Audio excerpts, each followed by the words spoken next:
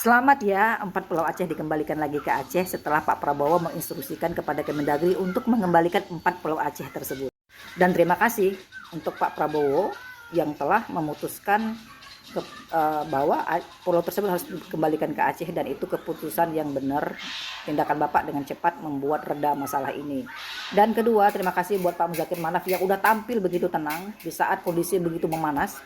Ya, Bapak tahu benar gimana masyarakat Aceh panasnya akan pengkhianatan Kemendagri ini, tapi Bapak tampil tenang, Bapak tampil sebagai air, seperti air ya, yang mendinginkan, tersenyum, santai, dan enggak meluap-luap, meledak-ledak seperti kami ya. Kami beda lah Pak ya. Saat itu nantang Bapak juga untuk melapor ke pengadilan kalau nggak terima, Bapak lagi-lagi tersenyum dengan santai menjawab, ngapain kita ke pengadilan, itu milik kita kok. Salut sih Pak, lagi-lagi Anda benar.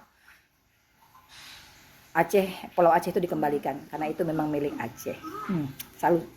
Kita harus belajar seperti Pak Muzakir dalam memanage emosi ya. Thank you for that. Salut saya dengan Pak Muzakir soal itu. Oke, kembali ke laptop Pak. Apakah setelah 4 Pulau Aceh itu dikembalikan terus masalah selesai sampai di sini? Itu pertanyaan besarnya sih sebenarnya. Akar masalahnya yang harus dicari, bukan penyebab dari masalah tersebut ya. Akar masalahnya ini apa? Situ. Apakah dia akan bebas begitu aja berjalan menjabat sebagai menteri dan ya seperti biasa nggak ada kejadian gitu, nggak ada konsekuensi yang harus dia dapat? Bahkan permintaan maaf dia aja saya belum dengar loh, atau saya yang belum dengar tapi masyarakat lain dengar. Saya belum melihat dia minta maaf secara pribadi kepada masyarakat Aceh khususnya dan masyarakat Indonesia pada umumnya. Itu perlu untuk menunjukkan, untuk bentuk pengakuan kesalahan dia, tapi dia lebih memilih dengan cerita seolah-olah apa yang dilakukan dia, keputusan yang diambil dia karena dia nggak menemukan dokumen penting tersebut. Halo Pak, setelah Pak Presiden Prabowo memerintahkan agar 4 pulau tersebut dikembalikan ke Aceh, tiba-tiba Pak Mendagri memerintahkan stafnya untuk mengobok-obok perpustakaan Mendagri. Sampai akhirnya setelah lelah, setelah capek mencari, akhirnya ditemukanlah dokumen perjanjian antara Gubernur Lama Aceh dan Sumut, di mana di situ menyatakan bahwa 4 pulau tersebut merupakan milik Aceh.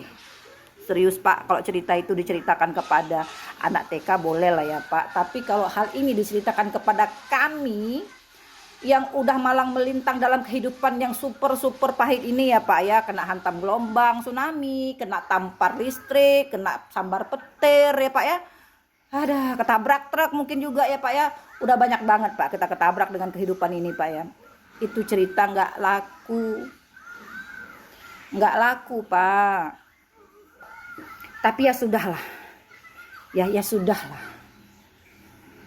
Malas juga kami panjang-panjangin. Kami tunggu permintaan maaf Bapak. Atau Bapak merasa nggak salah mungkin ya, karena udah ada skenario gara-gara dokumen ya kan. Jadi nggak perlu minta maaf lagi. Gimana pendapat netizen, pendapat rakyat Aceh, dan pendapat teman-teman semua lah. Karena pendapat kita ini betul-betul menunjukkan pola pikir kita terhadap apa sih isi kepala kita ini terhadap kebijakan-kebijakan menteri yang konyol ini, yang udah menyebabkan kegaduhan ini. Apakah dia akan dibiarkan tanpa konsekuensi? Minimal minta maaf. Kalau masih tersisa 20% harga diri Pak Tito, mundurkan diri deh Pak.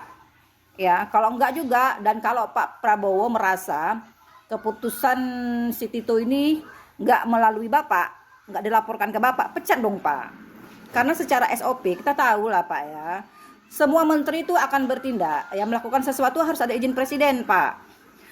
Tapi saat Bapak mengembalikan 4 Pulau Aceh, terkesan Bapak nggak tahu.